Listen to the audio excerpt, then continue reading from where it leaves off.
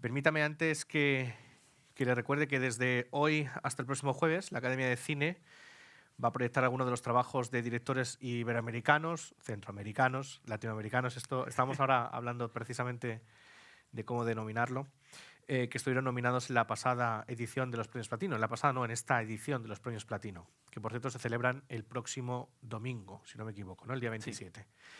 Es por tanto un acto que cuenta con la colaboración, obviamente, de los Premios Platino.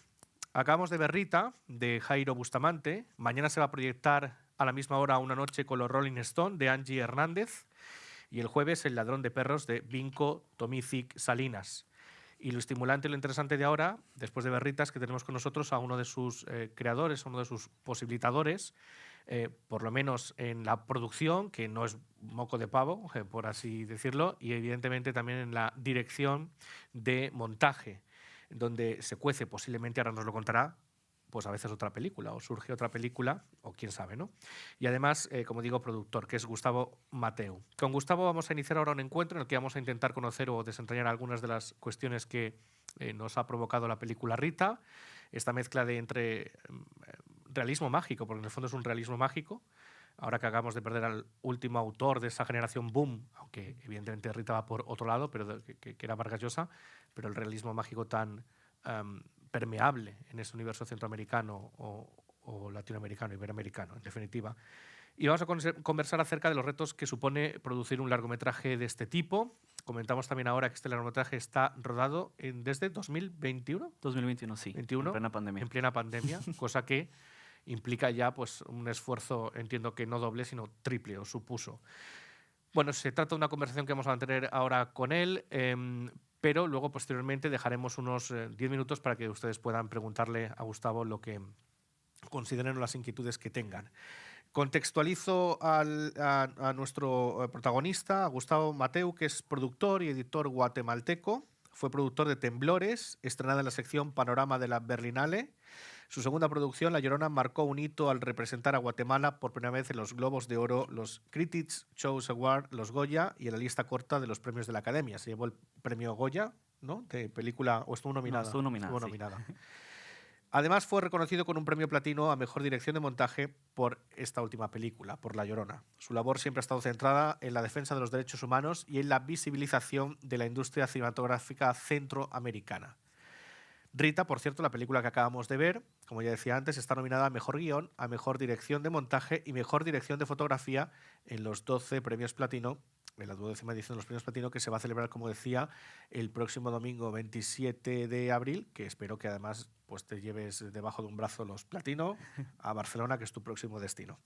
Gustavo, vamos a empezar ya, si te parece, y no voy a ser muy original. Me gustaría saber de dónde surge la historia de Rita, porque documentándome acerca de la película, una vez que la había visto, veo que detrás hay una historia también real, una historia que sucedió en tu país, una historia, una tragedia verdadera, ¿no? Entonces cuéntanos un poquito por qué esa necesidad de director, productor, que por otro lado habéis trabajado conjuntamente ya en muchos proyectos, de contar esta historia. ¿De dónde surge Rita?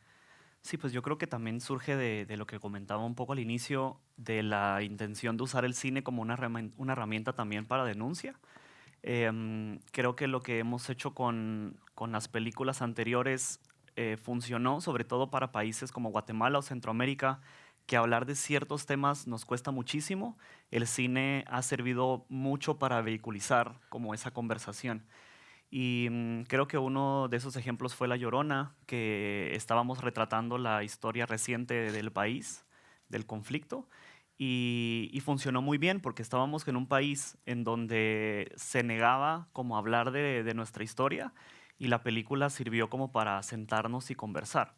Entonces, cuando en el 2017 sucede esta tragedia del Hogar Seguro en Guatemala, pues obviamente el país estaba conmocionado y no sentíamos que había como una respuesta. Sí hubo como bastante movimiento en los medios durante ese periodo, pero como es común con nuestros sistemas de justicia que son completamente debilitados, en cuestión de un año ya nadie estaba hablando de esto, ¿no? Y nos parecía loquísimo, porque si al final pues esta es una reinterpretación de lo que sucedió, pero en temas específicos estamos hablando de que en un centro estatal en Guatemala, donde había tráfico de niñas, 56 niñas murieron quemadas porque trataron de salir y denunciarlo. Y hoy por hoy todavía no se ve justicia en el país al respecto. Entonces lo que queríamos hacer con la película era hacer como ese spotlight o esa linterna que pusiera como en vista lo que estaba sucediendo, ¿no? Y cómo nace Rita, o cómo nace también este ejercicio de realismo mágico, fue justamente porque contar estas historias son muy difíciles o son muy pesadas. Y pues Jairo tenía esta intención de cómo contarlo desde el subtexto, cómo contarlo desde el realismo mágico, cómo reimaginarlo desde la perspectiva de una niña. Y ese fue el ejercicio, ¿no? Por eso es que se construyó un poquito esta narrativa fantástica, de elementos bastante fantásticos, Ujú. que fue muy rico como de explorar, ¿no? Porque ya no había, se estaban borrando como las líneas de la realidad, entonces nos permitía muchísimo como imaginar cómo se podía contar desde otra perspectiva Ujú. esta historia. Esta mirada de construcción entre la realidad, el documental y la Ujú, ficción, este realismo mágico, como llamamos, ya lo utilizasteis en La Llorona, ujú, que es una estupenda película que antes estábamos hablando que yo la he podido, no la había visto. Decía también que, mea culpa, desconozco bastante el cine de Guatemala, con lo cual es algo que tenemos que desde aquí que ponernos las pilas, pero pueden verla, se me permite esto, en Filmin está ya La claro, Llorona, sí, sí, sí, sí.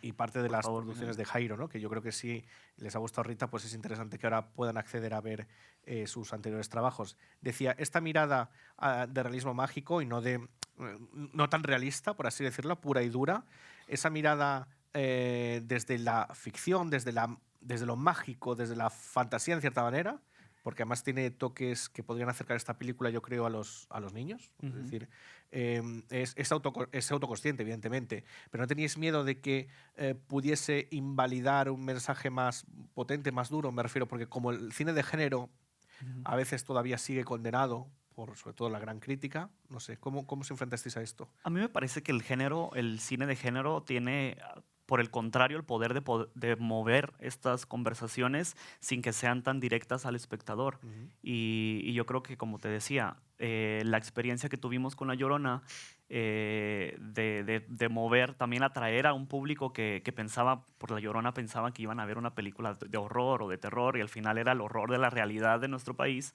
Creo que era un poquito como la intención también con esta, ¿no? Que tuviera Ujú. sus pincelazos también de género, que la gente se viese atraída también por ver una película que tuviera esos elementos fantásticos y que en esa experiencia se diera cuenta de qué es lo que estamos realmente retratando y contando, ¿no? Ujú. ¿Cómo fue el trabajo de producción de esta película? No sé si se puede parecer al de La Llorona, pero entiendo que tenía la complejidad de encima estar en una pandemia. Sí, no, fue muy, muy diferente. Esta película contamos con el gran privilegio de ser una coproducción con Estados Unidos, Ujú. que gracias a los trabajos anteriores logramos cerrar esta coproducción y es hoy por hoy la película más, el presupuesto más alto para películas centroamericanas, Ujú. que pues sigue siendo una película muy pequeña, siguen siendo catalogados en el mundo como una película de ultra bajo presupuesto, pero para Centroamérica era una película bastante ambiciosa. Em, y lo que sucedió con La Llorona y con esto sí es muy, muy diferente porque estábamos en plena pandemia y estábamos trabajando con un cast de niñas bastante extenso. Entonces, no solo eso, sino que también en Guatemala no contamos con una gran pool de cast que podemos decir como, ay, esta actriz o esta otra actriz, sino que en Guatemala el ejercicio de hacer cine empieza desde la formación. Entonces es un poquito más largo, ¿no? Entonces este proyecto solo en preproducción nos llevó un año, en donde trabajamos con estas niñas alrededor de 4 meses intensivos durante la pandemia, dando coaching de actores.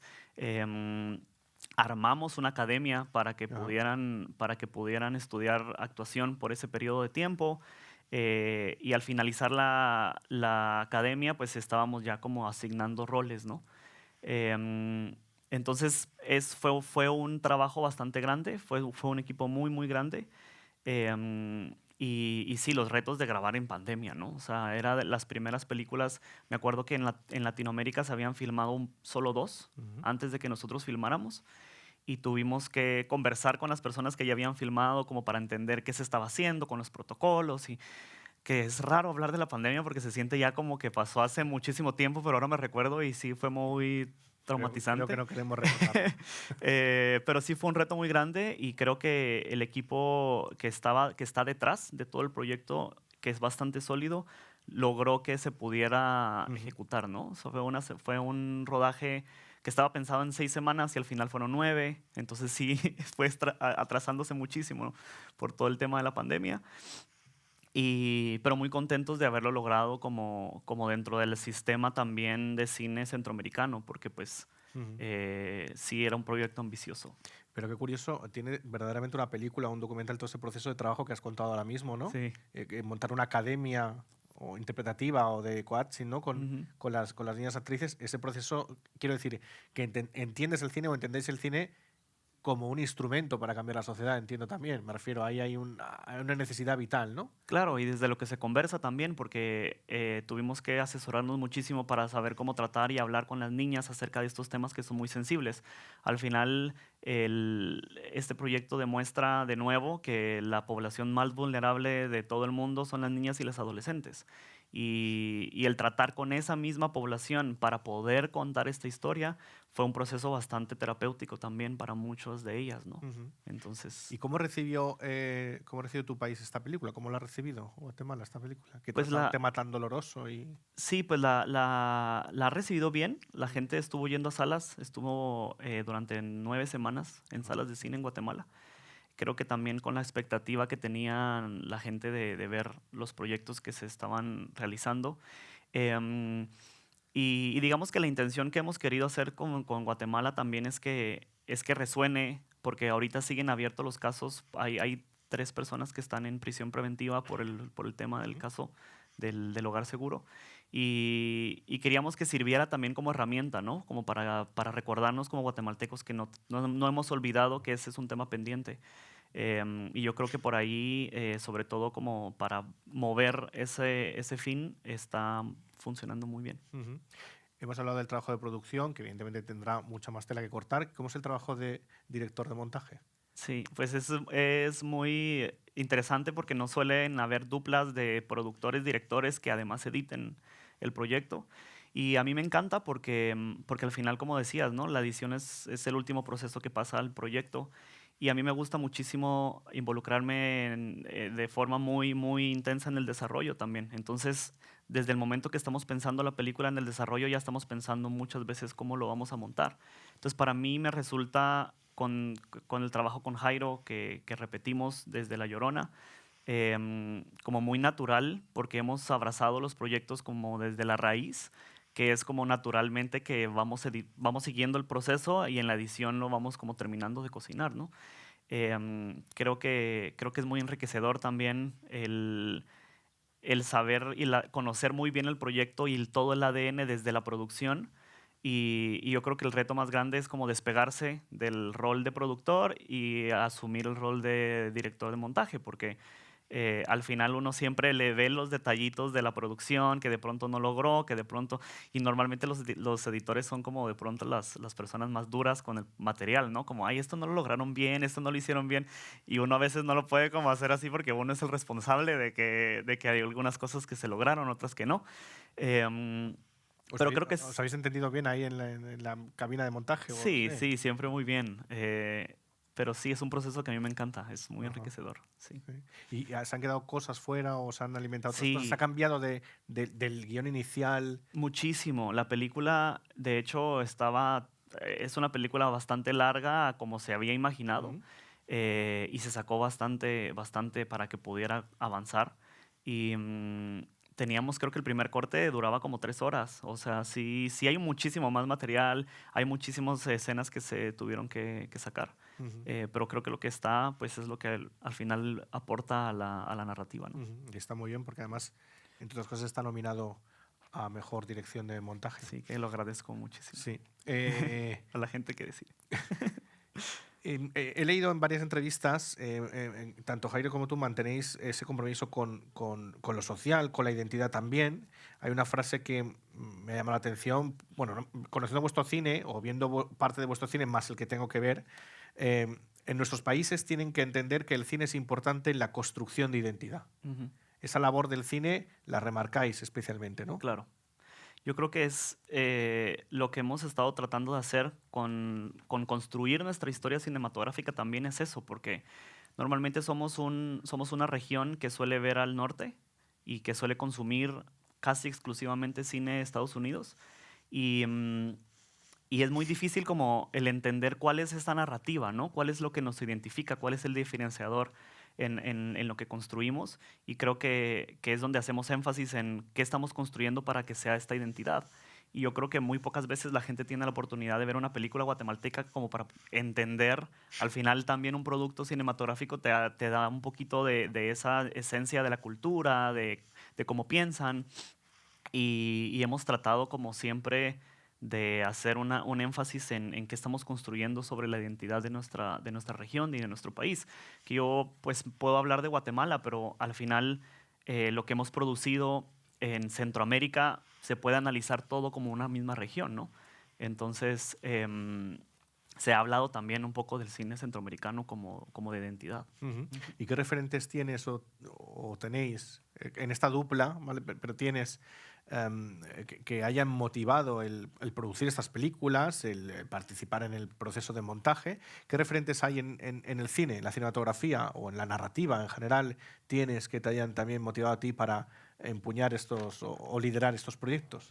Pues al final, si te tienes que evidentemente referenciar de otros autores. Sí nos referenciamos muchísimo en la literatura, sobre todo en el realismo mágico, que es como bastante claro, que es la línea de trabajo que tuvimos en estas últimas dos películas.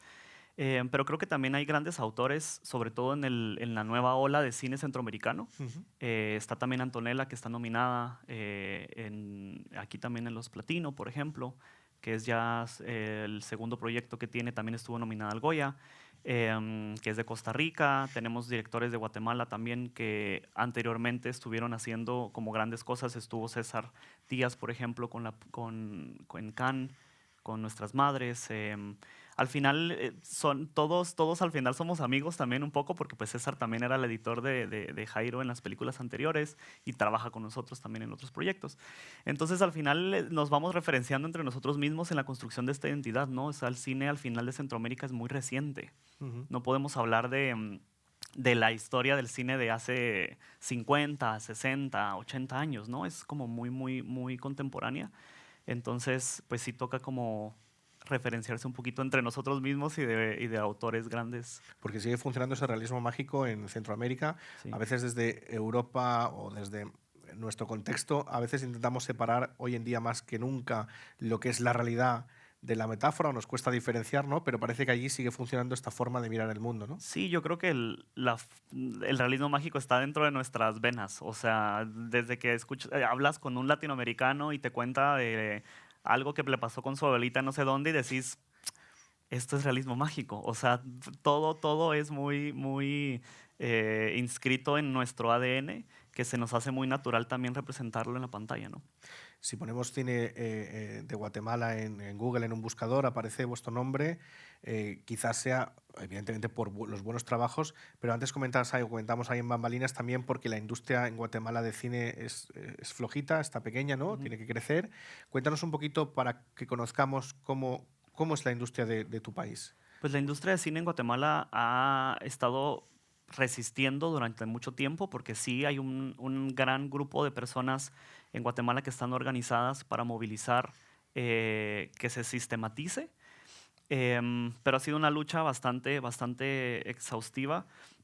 Hoy por hoy no hay una ley de cine en Guatemala. Hoy por hoy no hay fondos de cine en Guatemala como para poder hacer una película, pues.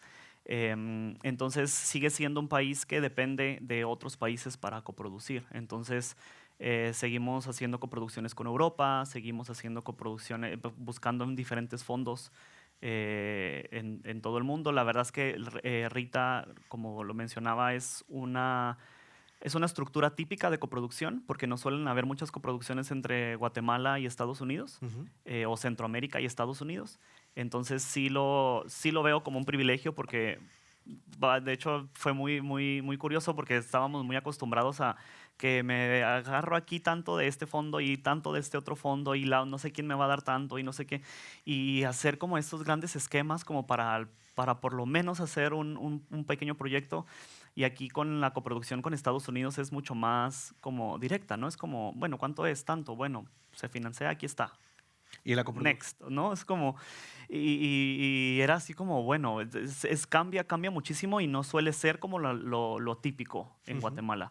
Pero en el país, sobre todo como una estructura de país, tiene un gran reto Guatemala todavía para sistematizarse. Como te digo, ni siquiera tenemos ley de cine. Nos seguimos rigiendo por el Convenio Iberoamericano de Coproducción, sobre todo cuando queremos colaborar con otros países porque no tenemos ni siquiera Vale. una ley. Me dicen que me quedan 5 minutos, o nos quedan, pero luego vamos a dar paso al público que seguramente tiene preguntas interesantes. Quería preguntarte, claro, es una coproducción con Estados Unidos. Ujú. En esa coproducción, en esa búsqueda de financiación tan interesante en colaborativa, pero en esa búsqueda se pierde algo de la esencia del proyecto o no? Es una No, financiación limpia, por así sí, decirlo. sí, la verdad es que teníamos mucho, es normal como tener este temor de entrar como en estas estructuras un poco más de industria estadounidenses o hollywoodenses, porque se piensa como, no, bueno, se va a perder esa esencia, ¿no?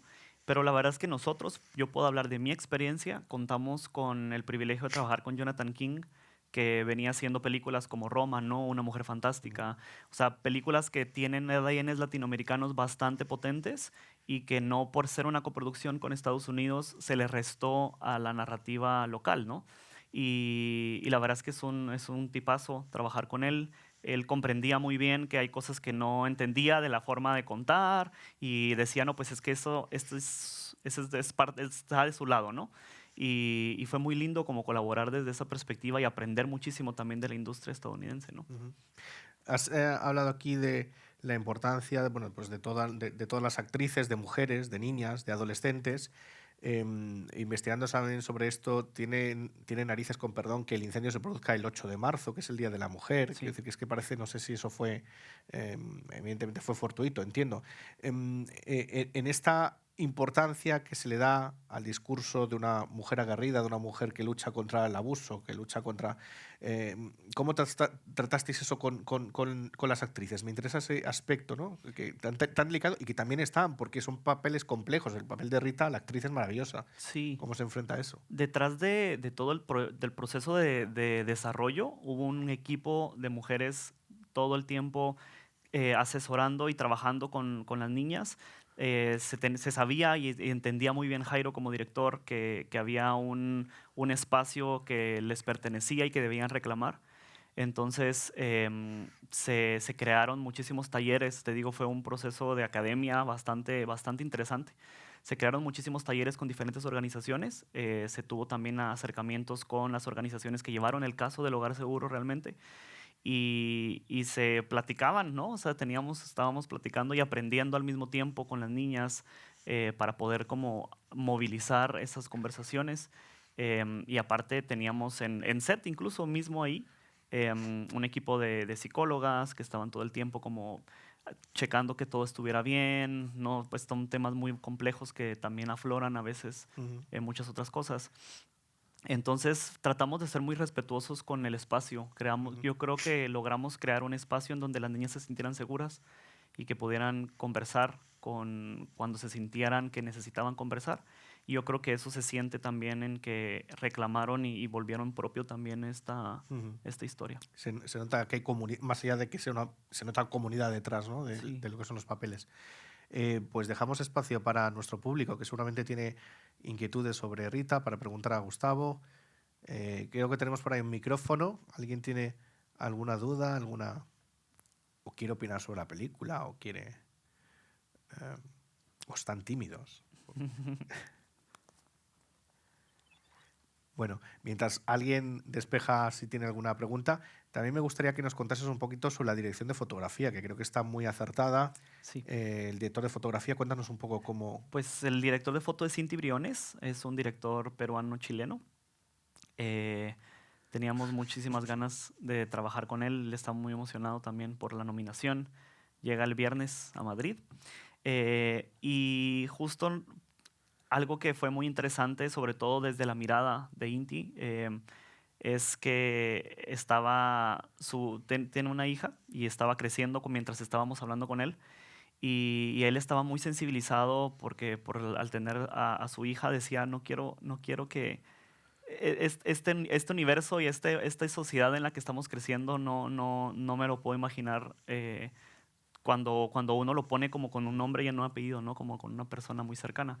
Entonces eso lo sensibilizó muchísimo a él y estaba muy involucrado. De hecho, incluso participando en partes del desarrollo que no tenían que ver con fotografía, con el simple hecho de querer sensibilizarse alrededor de las conversaciones que estábamos teniendo con la película, con Guatemala, con la niñez y la adolescencia. Y eso fue algo muy lindo de ver porque se involucró muchísimo más que solo desde la mirada visual, ¿no? Ujú, Sino que tuvo una compenetración con la historia desde el inicio y eso lo hizo muy enriquecedor. ujú. No sé si hay alguna pregunta.